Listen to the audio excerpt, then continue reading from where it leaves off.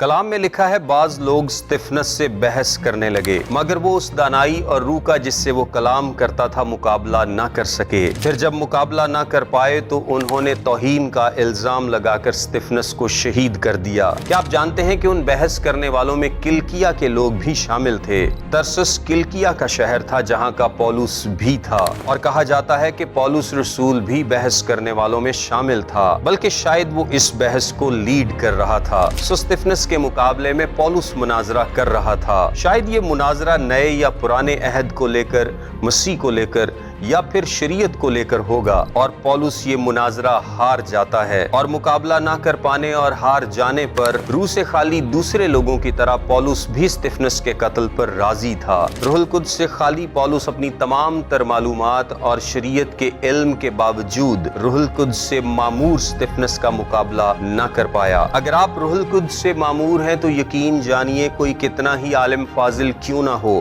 وہ آپ کا مقابلہ نہیں کر پائے گا، کیونکہ جو آپ کے اندر ہے وہ اس سے بڑا ہے جو دنیا میں ہے۔